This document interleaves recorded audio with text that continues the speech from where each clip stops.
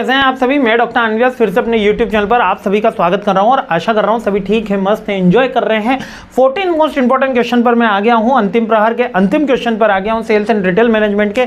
आप सबको मतलब ये सब्जेक्ट में समझ में तो आ गया होगा कि इजी सब्जेक्ट है, लेंदी सब्जेक्ट है। एग्जाम्पल देके लिखोगे, कोटेशन देके लिखोगे तो बहुत अच्छा स्कोर कर सकते हो, क्योंकि इसके अंदर लगभग हर बच्चा कॉपी भर के आता है। लगभग हर बच्चा, मैंने ऐसा मतलब जब भी हमने ये सब्जेक्ट पढ़ाया है यही बात नोटिस करी कि इसके अंदर बहुत लेंदी बच्चे लिख के आते हैं। क्योंकि मैं एचआर मार्केटिंग का अपने MBA है तो कॉपीज़ हमको एचआर मार्केटिंग की मिलती है। हाँ, बहरहाल अपन सब्जेक्ट किसी को भी IT, OM, IB सब पढ़ा लेते हैं, लेकिन एचआर मार्केटिंग जो UGC गाइडलाइंस है उसके अकॉर्डिंग हमको उसी की कॉपी मिलती है। बट 14 क्वेश्चन से ये सारी बातें याद रखना, एग्जाम्पल लिखना है, टाइम मैनेजमेंट का स्पेशली अपन को ध्यान रखना है।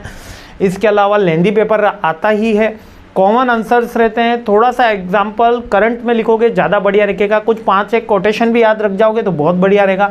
14 क्वेश्चन क्या कह रहे हैं देखो, फिर से एक ऐसे टाइप में क्वेश्चन है कि रूरल इंडिया के अंदर जो रिटेलिंग है उसके इंपॉर्टेंस बता दो, उसके बारे में बता दो, उसके बारे में बता दो। और जो रिटेल के फॉर्मेट्स हैं, जैसे सुपर मार्केट है, हाइपर मार्केट है। सुपर मार्केट क्या है, बड़े स्टोर खोल लिया अपन ने सुपर मार्केट, और ज़्यादा बड़े खोल लिए वॉलमार्ट टाइप, तो वो हाइपर मार्केट हो गया। तो ज़्यादा कोई डिफरेंस होता नहीं है, केवल साइज में डिफरेंस होता है सुपर मार्केट और हाइपर मार्केट। कन्वीनियंस स्टोर जहाँ पर मतलब है तो वो एक तरीके से FMCG की दुकान, लेकिन छोटी दुकान में अपन को सारे प्रोडक्ट्स मिल जाते हैं, वो कन्वीनियंस स्टोर हो गया। डिस्काउंटेड स्टोर जो यूजुअली डिस्काउंट दे रहे, डीमार्ट कहता है हम तो डिस्काउंटेड स्टोर है, हम सुपर मार्केट नहीं है, तो वो डिस्काउंटेड स्टोर्स कह रहे हैं खुद को। कोई डिपार्टमेंटल स्टोर जो अपने यहाँ पे किराने की दुकानें होती है वो सभी डिपार्टमेंटल स्टोर्स आ जाती है। Speciality store like medical shop, food items की स्पेशली शॉप्स हो गई, तो वो म्यूजिक के आइटम्स की शॉप हो गई, तो वो स्पेशलिटी स्टोर्स हो जाते हैं। गिफ्ट आइटम्स की हो गई।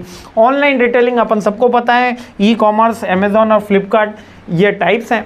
Super market, hyper market, discounted, convenience और आप स्पेशलिटी स्टोर्स और ये ऑनलाइन रिटेलिंग।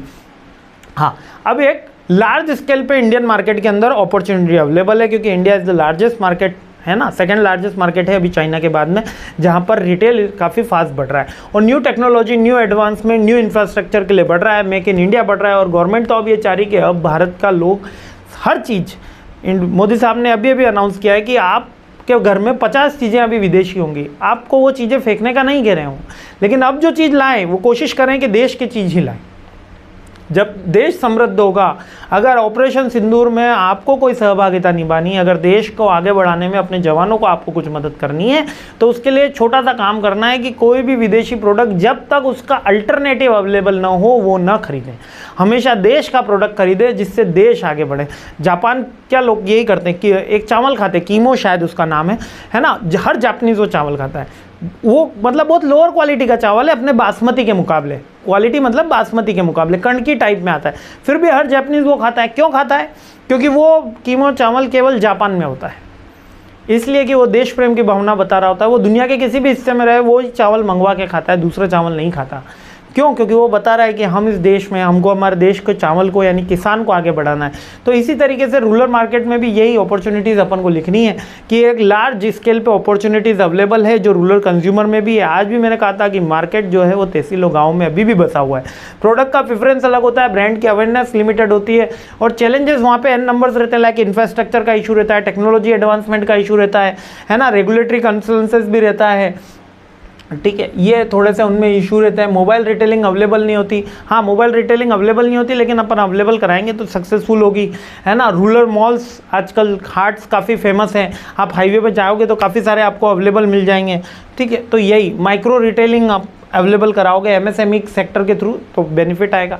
तो एक रूरल इंडिया के ऊपर ऐसे तैयार करके जाना है, रूरल इंडिया और इन रिटेलिंग दोनों का कॉम्बिनेशन लेके गूगल सर्च कर लोगे तो भी एक ऐसे मिल जाएगा, ठीक है। तो मस्त रहिए, खुश रहिए, मुस्कुराते रहिए, आगे बढ़ते हैं, सीरीज़ आगे बढ़ाते हैं।